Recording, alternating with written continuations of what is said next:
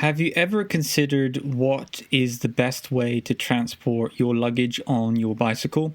And you've been thinking about possibly getting a bike trailer, using bike panniers, even experimenting with bike packing bags. In this video, I hope to explain my experience with using these different types of bags which you use on your bicycle, and hopefully I can give you some insight into deciding which one would fit you best. And obviously there's a lot of pros and cons to look at, so we're going to jump into the different pros and cons of briefly talking about bike packing bags, because my channel is renowned for that. Like a lot of my old previous videos, I have loads of bike packing documentaries, and you can have a look at those if you're interested. I will be talking about bike panniers as well, and looking at a specific bike rack that I received from Rockbros, which is a quick release bike rack, which I thought was really cool, which I wanted to talk about. And then I also recently acquired a bike trailer, and I've been experimenting with using one of those, and what's that all about, and why would you want to think about using a bike trailer? If we're talking about the pros of bike packing bags,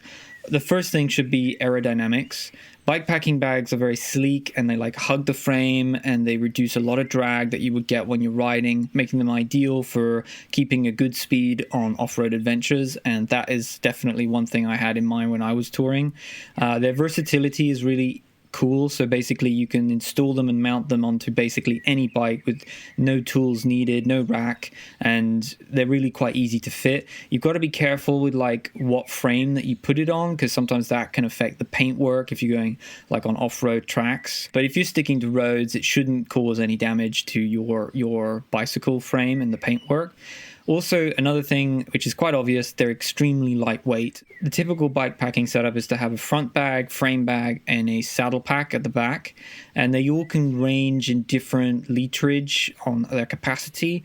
Kind of depends which one you go for and what size your handlebars are and stuff like that. But generally, like your front bag's going to be like, let's say around 10 liters. Middle frame bag is going to probably be quite large. It depends on which one you get. You can get like 5 liter ones. You can also go much more larger than that, up to like, let's say 10, 15 liters. And then the saddle pack is going to be the biggest bag, which will be about 15 liters, maybe sometimes even more, like up to 18 liters or so. So in terms of minimalism, they're really cool and really lightweight. Because everything's more aligned with the center of the bike, it keeps everything much more in balance. So with one of the cons with panniers is that when you're kind of rocking the bike from side to side, when you're out of the saddle, you're going to feel more of the weight going from one side to the other compared to having the weight in the center. I will be talking about like the pro and con of that, because when you have the weight much further up on the bike, that causes issues. It's always best to have the weight as low as possible to the ground if you can,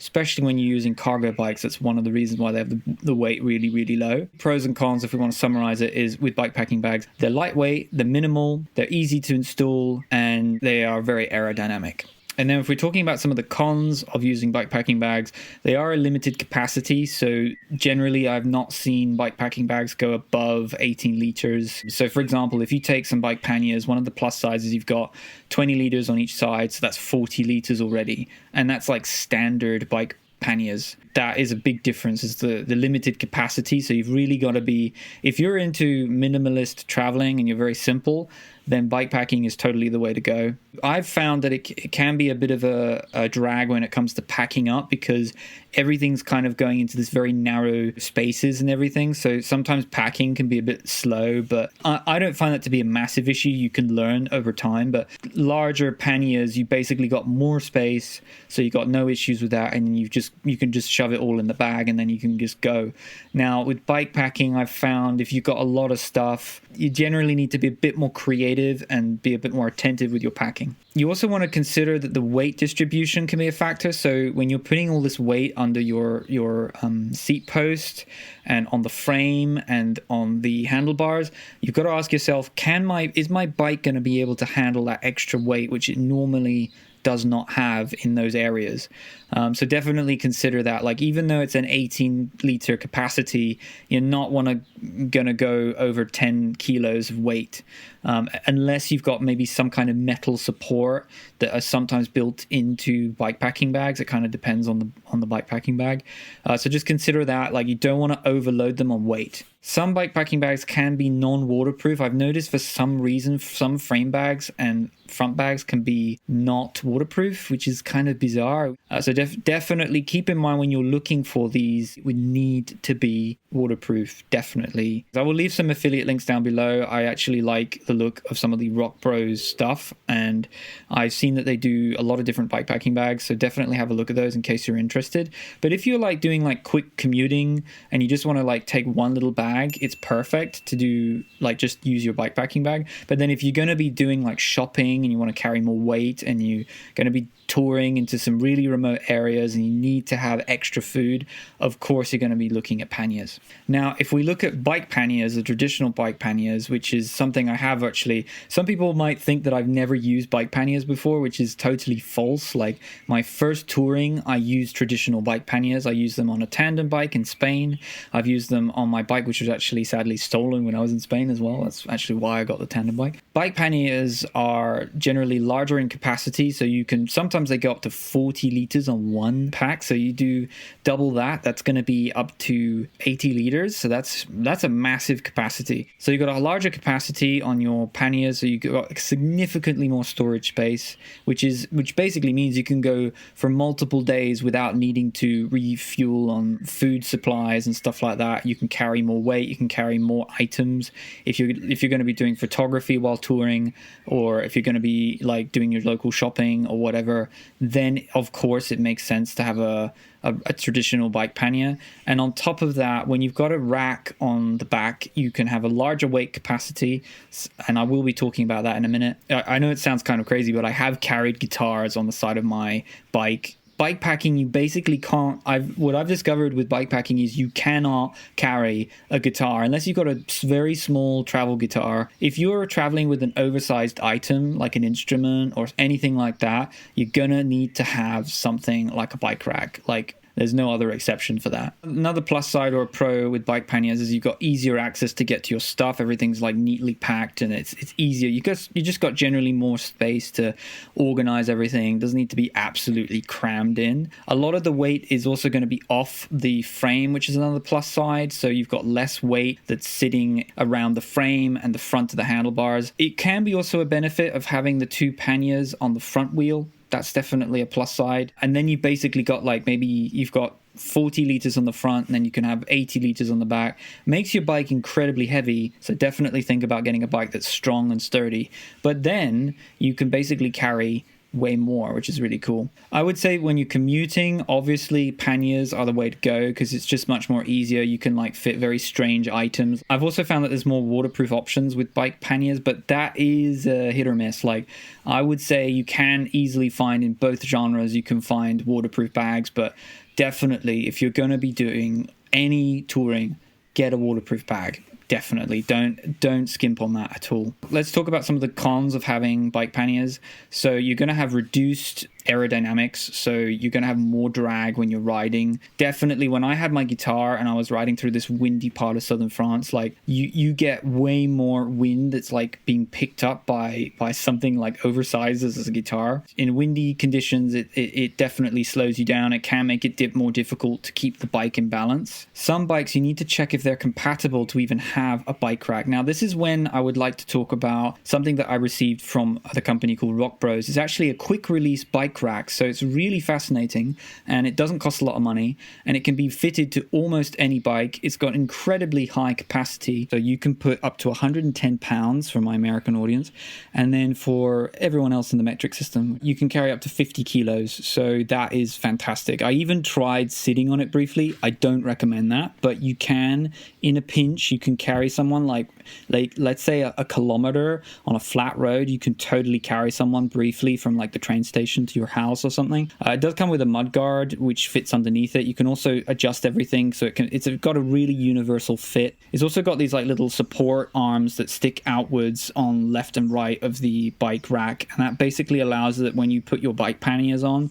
it's not going to like bump into the wheel, which is definitely crucial. So I like the design. It's really easy to fit. It's a universal fit. It can fit onto any kind of bike pretty much. They even do other models which go up to 165 pounds, which is like fantastic. It's really incredibly lightweight because it's aluminium. and I just wanted to make a quick mention to the Rockbros bike rack. I will leave a link down below in case you're interested in any of these products that I'm talking about. So like I said, with the racks, you can get universal quick release ones like I've just mentioned, but also you need to check whether, if you're going to put a traditional bike rack, do you have the actual mounting screws to be able to fit those traditional bike racks on, which is why I highly recommend having a look at the quick release one. Something also which is kind of a bit of a drag is that when you go off-road, I find that when you're going off-road with panniers, like they can really add a lot of like bumping up and down. So it's definitely something, if you're going to be using bike panniers, just stick mostly to roads, or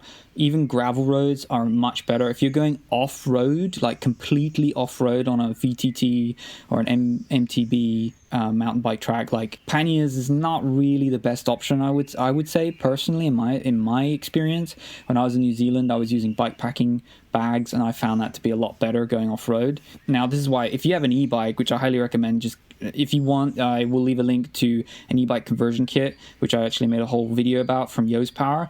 And if you're using an e-bike, this doesn't really apply, because the e-bike will be able to help you in situation where you're carrying that extra weight. And each panniers can usually carry, like, let's say up to 10 to 15 kilos, kind of depends. But I found that, it does add a lot more weight, and it can be a little bit more harder to maneuver than using traditional bikepacking bags. But again, there's pros and cons when you're using both. I'm not saying that one is better than the other. It's like, depends on what ride you're going to be doing, where you're going, and who you are. Basically, there's a lot of big factors. Now, there are a lot of different bike trailers out there. I'm quite new to using bike trailers. This is like the one I recently got from a company called ALLPOWERS. I've made an overview video on that if you want to have a look at that. It's the first time I've actually been able to really realistically use a bike trailer, which is really, really cool. You can even carry like all sorts of oversized items. You can get really creative on what you want to carry. Now, there are different types. You can get with a single wheel. My one is with 2 wheels. Definitely try to go with a single wheel setup if you can. It'll just feel more natural when you're riding, and you'll have less rolling resistance. And if you've got 2 wheels, one thing I've noticed is that whenever you're going downhill and you're going around turns, definitely be way more aware that you've got like this extra bike behind you. Kind of, it feels like you're pulling a bike. And when you're going around a bend, you definitely need to be more aware that you've got like a much more longer tail behind you.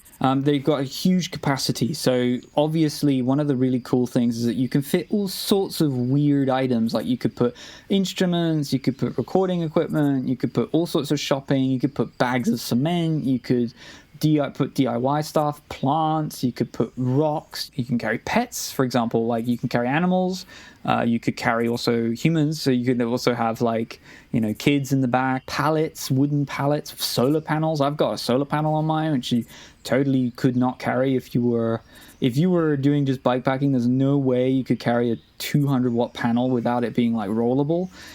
So that's really cool, is that you can put all sorts of oversized items. The bike trailer we're looking at is actually from ALLPOWERS. It has a weight capacity up to 40 kilos. For our US audience, I believe that's up to 88 pounds. And the bike trailer has a net weight of, I think, 26 pounds. It weighs about 11.7 or 11.8, give or take, kilograms. But this one's not the lightest. It's definitely the budget area. If you're going for a bike trailer, this is totally a budget one. You can get way lighter than this. You can get way more fancier than this. You can get these for a really good price, and they're definitely worth considering if you're on a budget.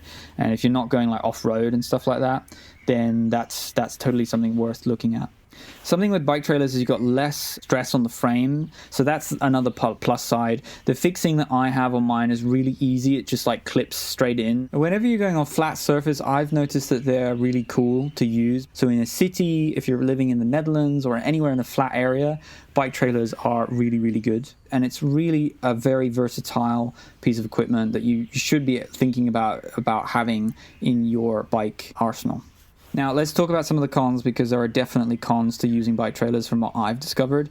They are bulky and they are heavy, and it can make climbing definitely much more of a slog. So if you're going uphill, I've noticed that even with an e-bike, a bike trailer, when you've got like, let's say 15 kilos or so of gear or shopping, it definitely slows you down like way more than you'd think. And also you're pulling the bike trailer as well. So that's another drag on the system that you want to consider. With an e-bike, it's definitely a lot better. I highly recommend thinking about getting an e-bike conversion kit. If you're doing groceries and you're picking up your kids from school, e-bike definitely the way to go. If you're just going to be doing sport, definitely you don't need to think about an e-bike at all. But definitely, I would say that they can cause a lot of extra weight. So you've got the weight that you're putting in there, plus the weight of the trailer, and plus the weight of the bike. Now, I've felt that definitely is something you need to be considering when you're going uphill. If you're in a hilly environment, it's not something you want to probably try and avoid that if I were you. And you've also got more rolling resistance. So each wheel that you add onto the road is going to slow you down. And now, if you're in a flat area, this won't really be a concern at all. If you can, try and go with a one-wheel bike trailer. If you don't have that option, just go for two wheels. It's going to be fine. But just consider these things that you're going to have to be thinking about. As an example, I put an 80-liter, I think it's an 80-liter bag inside, just to give you an idea of like how large the capacity really is. The 200-watt panel on top gives you an idea of what kind of size you can put on top of it. I made this frame to fit my solar panel on there. If you want a full video on that, I can explain it, but it's basically a 200-watt panel that I put on top. It's 1.6 meters long by I think 1 meter in width. They are definitely less maneuverable. So for example, if you're going around a tight bend, if you're going off-road, not really the best solution really to use a bike trailer. Again, if you're using a single wheel, it's a little bit different, but with definitely two wheels, try to avoid going on really bumpy terrain. You're gonna have a tough time. Stick to a flat, smooth road. Then it will work just fine. You got to be more conscious about where you're riding and how you're riding with a bike trailer. And definitely when you're going around a tight turn, you've got to be much more aware that you've got like a much more longer turn that you're going to be making. If you're living in an apartment or somewhere where space is definitely a luxury, probably steer clear of using bike trailers. I mean, the nice thing about this bike trailer is it folds down, which is really, really cool. So you can like unmount the wheels if you wanted to. You can fold everything down and it takes up way less space. I generally don't fold that down. I just put it under my chalet and then I leave it. For me, I don't have that issue, but if you're definitely in a more tight space, then that's something you definitely want to consider. So let's do a summary or a conclusion on all of this. Now, again, I want to stress this, that everybody's going to have different situation. And I'm not saying that one is better than the other. Everyone is going to have different needs, different situations, and I'd love to hear your thoughts down below. I'm sure there'll be a giant debate about bikepacking being better than bike panniers, because it's been a long debate for a very long time. I've been using both for quite a long time, and I definitely like the minimalism of bikepacking, but at the same time, bike panniers are really solid and you can carry a lot of weight, a lot of literage capacity, so that's another plus side. And then with these bike trailers, which I've been experimenting with, like that's really cool. Like you can carry all sorts of DIY equipment, and like you could put a guitar in there or like whatever you want. I like to travel with the least amount of weight on my bike as possible, but at the same time, if I'm like using an e-bike, then I'm not really thinking about that as much. So consider those factors when you are looking at these different ways of carrying your cargo. And we even didn't discuss about cargo bikes, which is a whole nother subject as well. I've got some off-grid videos where I talk about all the stuff that's been happening right now. Please subscribe and like the video if you can. That really helps out the channel, and I will hope to see you in another video.